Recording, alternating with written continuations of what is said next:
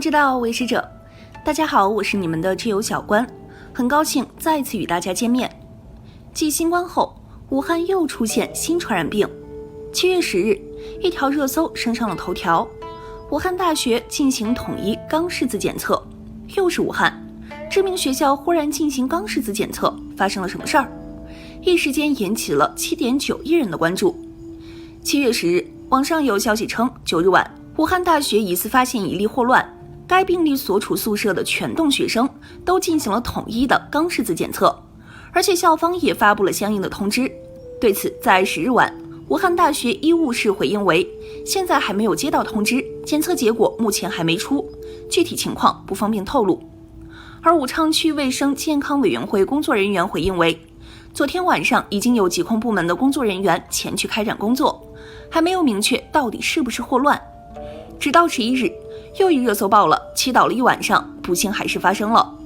7月11日，武昌区卫生健康局通报，经省市区3级疾控中心复核，该病例的血清学凝集实验为 O139 阳性，诊断为霍乱，独立基因阴性。霍乱是什么？会是又一个新冠吗？这个问题牵动了无数人的心。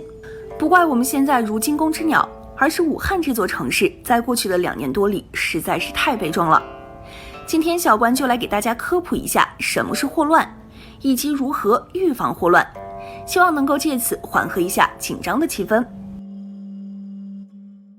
新冠，乙类传染病，非典，乙类传染病，把全球闹得鸡犬不宁的新冠才乙类，那么什么才算是甲类呢？传染病和新冠一样高，死亡率和埃博拉一样高，才有资格称之为甲类传染病，缺一个就只能当乙类，一个都不拔尖儿，只能当丙类。世界上只有2个传染病被评为甲类，鼠疫和霍乱。霍乱对人类的伤害力有多恐怖？感染霍乱菇菌后，人体会出现剧烈的腹泻和喷射性呕吐，每天患者会腹泻数次到10余次。医书上写的原话是，重则从肛门直流而出，每次便量超过1000毫升，无泪臭，稍有鱼腥味儿。腹泻这么多次，早就没有分治了，全是水样血便。喷射性呕吐物也是，初为胃内内容物，后为水样，严重者可呕吐米干水样液体，与粪便性质相似。霍乱患者的症状只有呕吐和腹泻，看起来和急性肠胃炎差不多，而且症状只会持续2到3天，只要扛过去就能活，自行消灭霍乱弧菌。看起来好像没什么，但是霍乱导致的腹泻量和呕吐量太大，严重超过了人体的承受范围。感染霍乱后，每次便量超过1000毫升，每天腹泻数次到10余次，这代表什么？代表霍乱患者每天的失水量一般为4000毫升左右，严重者可超过8000毫升，最严重者超过10000毫升。失去这么多水，就要补充那么多水。一瓶矿泉水是500毫升，补充8000毫升水分的意思就是你要喝下去16瓶矿泉水，才能勉强维持体内水分平衡。但是霍乱患者不仅食欲不振，而且会伴随着强烈的呕吐，即便勉强喝下去水，也会剧烈的呕吐出来，很难被人体吸收。因此霍乱发病1天后，病人就会出现严重的脱水、眼窝凹陷、声音嘶哑、血压下降、脉搏细弱、体表湿冷、肌肉痉挛，特别口渴，特别想喝水，无尿，极度虚弱。发病2天后，病人皮肤开始干燥皱缩，弹性消失，腹部出现下陷，四肢冰凉，神志不清，体内电解质失衡，出现代谢性酸中毒、低碱血症、低容量性休克、心律不齐和肾衰竭等。扛过去就活，扛不过去就死。从第3天开始，症状逐渐减轻，绝大多数人都扛不过第2天，当然也有体弱者第1天就死了。死于霍乱的人浑身失水，体液几乎被排干，体重严重下降，失去人形，状如骷髅，皮肤呈灰蓝色，整个人外观异常恐怖。因此霍乱也被称之为蓝死病，和鼠疫导致的黑死病并列。霍乱死者的照片会引发正常人类的严重不适，所以小关就不放出来给大家看了。霍乱患者如果不送到医院救治，死亡率高达50%到60%。越穷的地方，照顾条件越差的地方，死亡率越高。地区最高死亡率为67%，同时传染性极强。只要某地区出现乙类霍乱，很短的时间内就会造成全员感染，葬礼不歇。恐怖的传染力加上50%到60%的死亡率叠加出来的杀伤力，才造就了霍乱甲类传染病的威名。新冠传染力达标，但死亡率不行，所以定为乙类没毛病。仅从1817年有记载以来，全球7次霍乱大流行就导致了1.4亿人死亡的惨剧，而那些未经统计直接掩埋的人，在非流行年份死于霍乱的人，在那个落后的年代都没有列入统计，实际死亡人数远远不止。人类始终没有消灭霍乱，因为霍乱弧菌可以在野外长期存活，地球上广泛分布着霍乱弧菌。就算是在今天的现代社会，每年全球还是有300万到500万人感染霍乱，其中死亡10到12万人。不是说死亡率50%到60%吗？怎么死亡率突然降低这么多？是人类发明针对霍乱弧菌的特效药了吗？那倒没有，因为霍乱不需要特效药。霍乱非常可怕，但治疗霍乱异常简单。简单到什么程度？只要吊水输液，给病人强行补充水分和电解质，霍乱患者的死亡率就能降低到1%以下。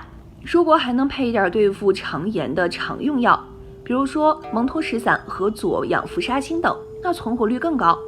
简单的说，在输液手段发明出来之后，霍乱的杀伤力就直线下降。现在非洲很多霍乱患者，病人只见露天吊水就可以救活。在解决了杀伤性之后，还要解决霍乱的传染性。甲类传染病的传染性也是顶尖的。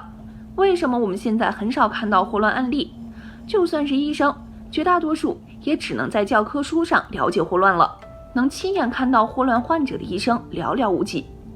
在解决霍乱杀伤性之前，我们人类就已经阻断霍乱的传染性了。整个人类现代社会的几排水系统都是针对霍乱设立的，每个城市地下那密密麻麻的水管保护着城里的所有人类，是你今天看不到霍乱患者的重要保障。霍乱患者的排泄物及呕吐物都带有大量的霍乱弧菌，在没有现代给排水系统之前，这些排泄物和呕吐物通常都会有一部分流入当地的水源，然后霍乱弧菌就会感染那些取水的人，然后感染更大范围的水源。你饮用了含霍乱弧菌的水，或者用这样的水清洗水果蔬菜然后吃下去，就会感染霍乱。1854年，伦敦爆发霍乱疫情，一个名叫约翰斯诺的医生在统计疫情死亡患者家庭住址时，发现他们都围绕着宽街上的一口水井。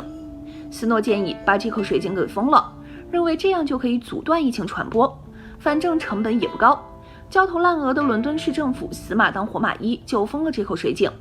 结果伦敦的霍乱疫情奇迹般地得到了控制。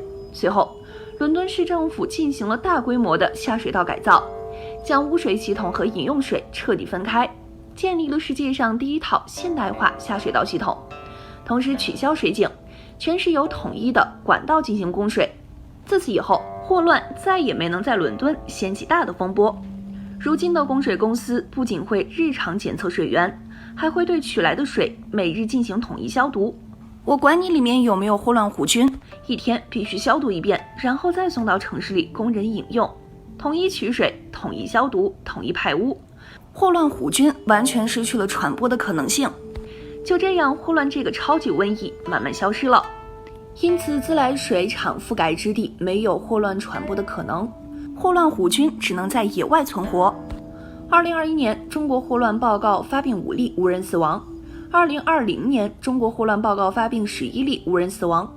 而所有发病者都是因为去过野外，无意间手部接触到了霍乱弧菌而被感染的，但都没能在携菌返回城市后掀起疫情。这次武汉大学的霍乱病例应该也是在野外被感染的，但也不可能在城市里掀起疫情。治疗简单，控制简单，霍乱早就已经完全不可怕了。但是出于对其历史战绩的尊重，我们依然将其定为甲类传染病。